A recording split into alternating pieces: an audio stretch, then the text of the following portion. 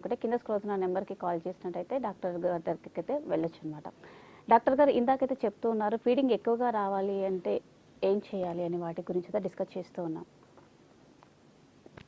తల్లి మంచి పోషకాలు తీసుకోవడం అంటే ఆకుకూరలు తీసుకోవచ్చు, తర్వాత కూరగాయలు కూడా తీసుకోవచ్చు. చాలామంది అంటే వెజిటేరియన్స్ అయితే ఇది నాన్ వెజ్ తినేవాళ్ళు నాన్ వెజ్ కూడా తీసుకోవచ్చు. కానీ ఈ నాన్ వెజ్ తీసుకునేటప్పుడు అది తింటే పాపకు పసకలు ఎక్కువ అవుతాయి. ఒకటి మనం గమనించాల్సింది ఏంటంటే కొంతమంది పిల్లలకు పుట్టు పసకలు అనేది చాలా కామన్గా వస్తూ ఉంటాయి.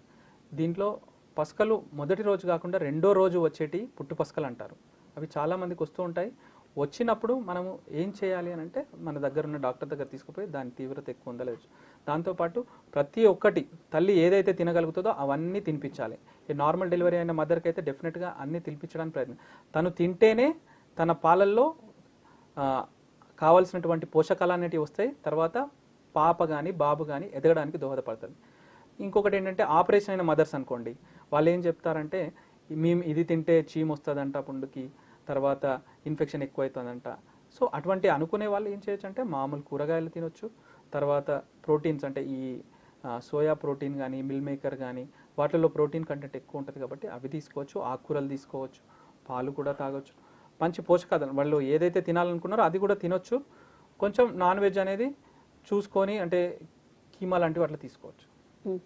మరి పిల్లలకి మిల్క్ సరిపోయింది అని తెలుసుకోవడం ఎలా డాక్టర్ గారు? ఇది కూడా మంచి ప్రశ్న. చాలామంది మదర్స్కి ఏంటంటే అయ్యో మా పాప సరిపోవట్లేదు అందుకనే ఏడుస్తుంది అని చెప్తా ఉంటారు.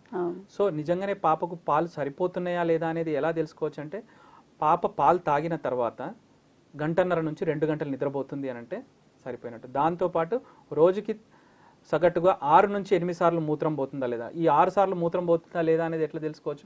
కనీసం రోజుకి సపోజ్ డైపర్స్ వేసినారనుకోండి, రోజుకి ఒక 3 నుంచి 4 డైపర్స్ మార్చినట్టయితే డెఫినెట్గా దట్ ఇండికేట్స్ ఏంటంటే తను సరిపడా మూత్రం కూడా అంటే 6 నుంచి 8 సార్లు పోతుంది అని. తర్వాత ఇంకోటి ఏంటంటే బరువు పెరగడము, తర్వాత పాలు తాగిన తర్వాత 1.5 నుంచి 2 గంటలు నిద్రపోవడం, బరువు పెరగడం అది.